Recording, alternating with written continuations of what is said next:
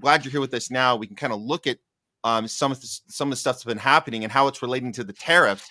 But just independently, this is what we got going. So this is, they're calling it the worst U.S. stock market crash since 2008, and it's currently happening. We don't. I mean, people can just guess what's happening next, but just so people know, just we're 100% clear here that there's been this, according to DD Geopolitics, nearly $3 trillion in stock value was wiped from the U.S. markets today, the largest single day loss since the COVID crash in 2020, which also was by design. I think we're going to get to I like that comparison because some people think it's accidental or beyond our control, but no, this is all man-made, right? Everything seems to be man-made at the end of the day, purposely, like the COVID crash. So I like that comparison. The collapse follows a wave of sweeping tariffs imposed yesterday by the Trump administration, triggering panic and over speculation.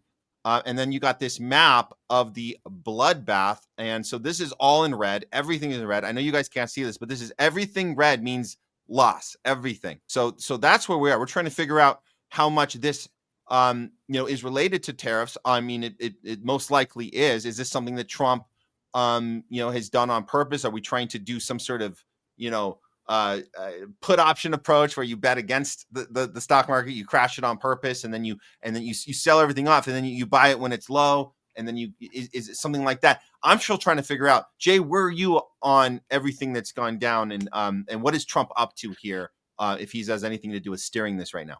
Yeah, so I'm going to get into the tariffs, in just a moment because it is directly related, to the tariff situation. But I just want to take a step back for a second and bring up Whitney Webb and Okay. Derek Bros, because I think they do a really good job researching these topics and reporting on them. So for anyone out there who wants to dive more into what I'm about to say, go look up Whitney Webb or Derek Bros, friend of the show. He's been on here before. But long story short, they are some of the people who've been pointing out most accurately that the Trump, team wants to move forward with a stable coin agenda that is a de facto CBDC. So they want programmable money. And the best way to do that is to put people in a bad position so they need help, and then the government can offer them help in the form of programmable money. So I think what we're seeing is the first steps towards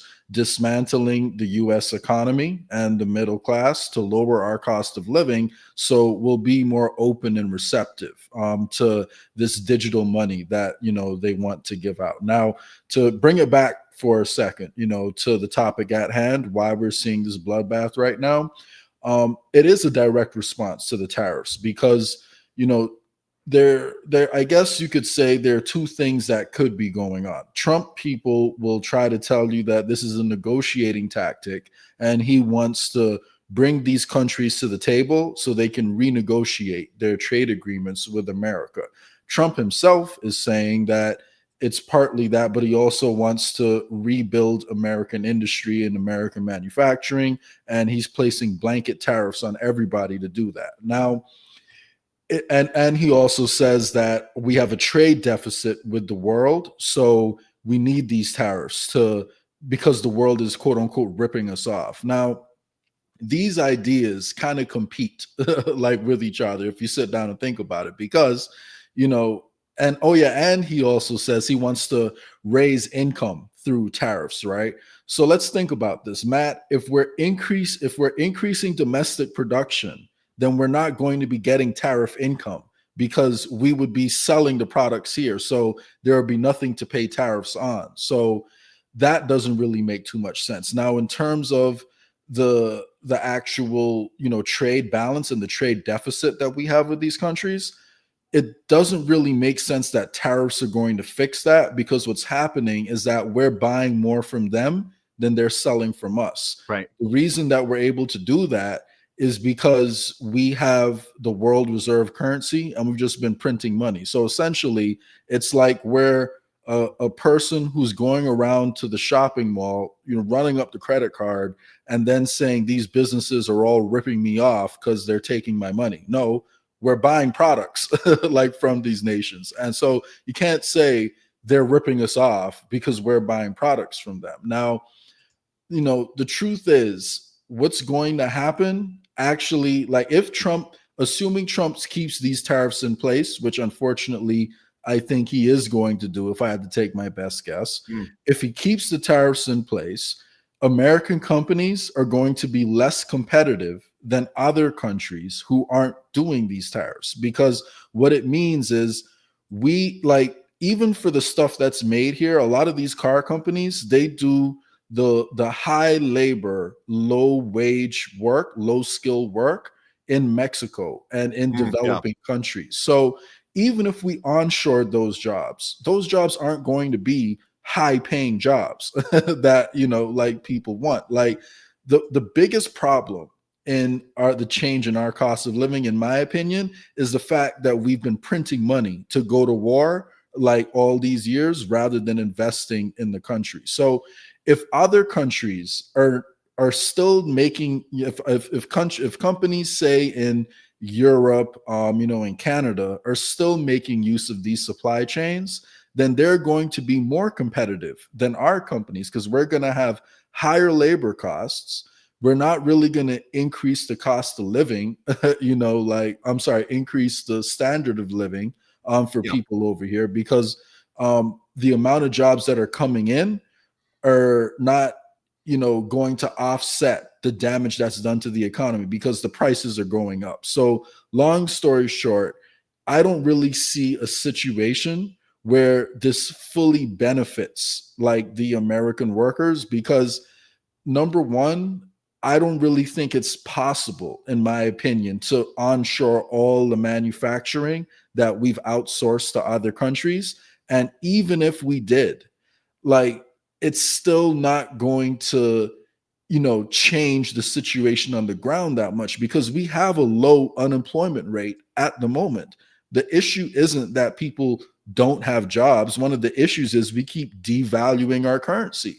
So if we're not going to get rid of the Federal Reserve and place it in the hands of the Treasury, and if we're not going to, you know, back up our currency with hard assets, which Trump has not indicated, you know, he's going to do, then we're not going to solve the cost of living. We're going to make it worse, Yeah. because like, we're either going to get more expensive American products, and or we're going to pay more for the products that we're bringing from overseas right now. So I don't really see, you know, the upside to it. Now, this is not to say tariffs in general are always bad. I do think a tariff strategy to grow particular industries that we want to focus on and, you know, gear our education system towards and really like make a push for, there can be places where tariffs can be useful, Mhm. but this blanket approach to eliminate the trade deficit doesn't make sense. And one last thing, the countries that we're placing tariffs on, like, assuming we don't roll them back, they're also going to hit us back with tariffs too. So that now means we're going to be exporting less to those countries because there will be lower demand over there. So how can you eliminate the trade deficit with another country if it's just a lose-lose situation for both sides? Because we're exporting less to them, and we're probably, while we may import less on our side, the point is we're also exporting less to them too. So Yeah. I don't really see how this is going to benefit American people. What I think is going to happen is, unfortunately, we're going to see a decrease in the standard of living, and then we're going to get the government coming in saying, hey, we can give you guys some stable coins to help you adjust to these terrible policies that will be implemented. And maybe they don't give you the full picture at first. Maybe they don't say you can only spend this at Walmart and Amazon right now. But the point is, that's the potential of where this can go. If you believe in the power of small businesses and you want to see small businesses thrive in America, Trump has just cut funding to the Small Business Administration, and he's already talking about tax cuts for these giant corporations. He's cutting the rights of labor unions. So, Mhm. you know, I don't see it going anywhere positive, in my opinion. No, and it's just the comparison to the COVID the biggest upward transfer of wealth in history was Mhm. the CARES Act, which Trump was. Remember, guys, Trump was in office when Mhm. that happened. This whole like idea that he wasn't. Oh, if only he was in charge. No, he was Larry that. Fink wrote it. He You know wrote that, the right? damn thing. Mhm. And he pushed everything bad about COVID. He pushed. He hasn't given one retrospect, not even, I'm not saying an apology, but just a, hey, maybe we would do it differently now. He hasn't given one No, indication. they say it was great. He's Yeah, doubling down on he it. is doubling down He on made screwing RFK double over. Yeah, down on it too. that's exactly what's going on. And it's too bad. Again, we were covering the protests earlier in the show, and the people in the street don't know what to actually be mad at Trump about, because if they actually get focused on the thing we're talking about and you're bringing up, this is not just a statement against Trump. It's a statement against our entire system. It doesn't Mhm. really. So it kind of takes away there. Oh, Trump is this unique person who's destroying the thing that works so well. No, it doesn't work well. Everything's about, every time we're in a situation like this, we shut down the small business owner. Like you said, it's F you to the small business, and it's upward transfer of wealth to the billionaire class. So it's not, I completely agree with you. It's not going to change anything here. Now, you showed me this. I'm going to bring this up because I never, honestly, I think this is officially the first time I'm sharing a post from Brian Cranston-Stein. I usually cannot stand I'm this not a guy, but fan of his either, for sure. I agree. I He's a wanted to hear diplomatic your trick. take on. No, this is interesting to me Yeah. because I want to hear what he's doing. What he's saying is a good thing here. Cranston, one of the brothers, is saying breaking clothing stores like Fablix is now having a tariff surcharge line item. This is the new norm in the Trump economy. I commend any companies who did this. Transparency is good. At least we'll know why our prices went up. And you guys see that service charge. It's a tariff surcharge, $44 onto this bill, which clearly, if you guys do the math on that, you can see that's clearly a massive increase in this particular order that he shared here. Do you agree? Is this good? Is this the way you show this transparency to the consumer, the customer, and they can see this? Is that going to make a difference even?